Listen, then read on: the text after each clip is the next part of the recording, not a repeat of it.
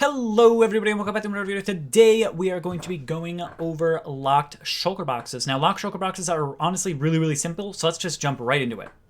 So I'm just loading into our tutorial world here so we can get everything set up, because this tutorial will require a little bit of setup at the beginning. So I'm just going to clear out my inventory from last time, and I'm going to grab a shulker box here. So I've got a purple shulker box right here. It's going to fly over and set one of these down right here. It doesn't have to be purple, it can be any kind of shulker box that you like. And once this is set down, we're going to go into UME.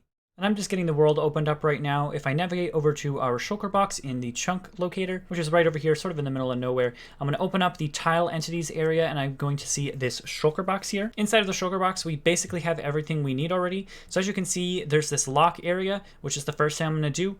I'm going to name this lock to the name of the item that I want to open the shulker box. So I'm just going to name this key, but I'm going to do a little bit of a trick here. I'm going to hold shift and click enter to make a multi-line text box.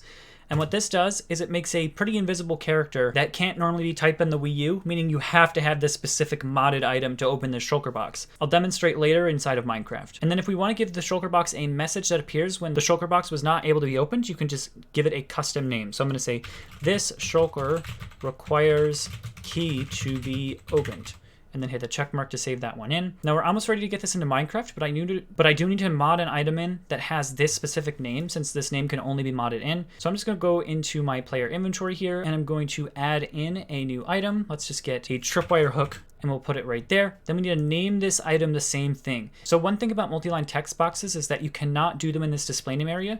So first we're going to give it just a dummy name. So I'm just going to name it 1, which will generate this tag really easily. Then when I double click on it down here, I can enter in that capital K key, shift enter to get that multi-line name. Then I'm going to save all of these changes in, and let's get this ported back into Minecraft. And once we are in the world, we're going to see everything here. I've got this key with the multi-line name. Do you notice that it does have that like kind of weird space at the bottom? You could additionally use like invisible characters as well. You're going to have a lot harder time typing them out because you have to like either like copy paste one off Google, but it's invisible so you can't see it, and it's a whole thing. And ultimately, you technically don't need to. It's just going to have a flaw. So if you see here, if I try to open the shulker box, nothing is going to happen. And if I use the key, which is named the exact same as the lock, then I will be able to open the shulker box. Now see, the reason I did that multi-line name is if we go over with like an anvil and just get some random item here, I'm just going to name this bucket to key because it's basically the same as what we had. So I'm just going to type in key and have that as the name. Grab that and put it back into my inventory. If we try to open the shulker box with this, it's not going to work because it doesn't have that extra space at the bottom. You see, it's not exactly matching. So you could really type with anything that would make these not match. Another thing that I want to showcase with this locked shulker box is this key door that I made that I think is really unique and also really useful. I am going to quickly go over the redstone here just so you can see it. So I've got a shulker box facing sideways. There's a minecart that is not on anything, which is pushing towards a detector rail with water in it. It's important that the detector rail is facing this way, like into where the minecart is. And underneath it, I've just got 3 pieces of redstone, which is leading into this block that the door is on.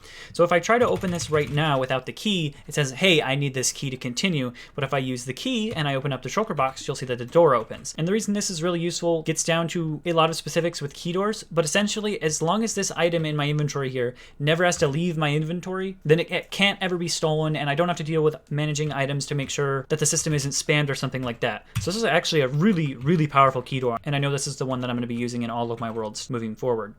But that is going to be it for today's tutorial. It's really simple, especially since shulkers already have the lock tag built into them. You basically just name things and it works as it's supposed to. But as always, make sure to check out more of my tutorials right over here. And if you have any questions, be sure to ask them in the comments. Have a good day, folks.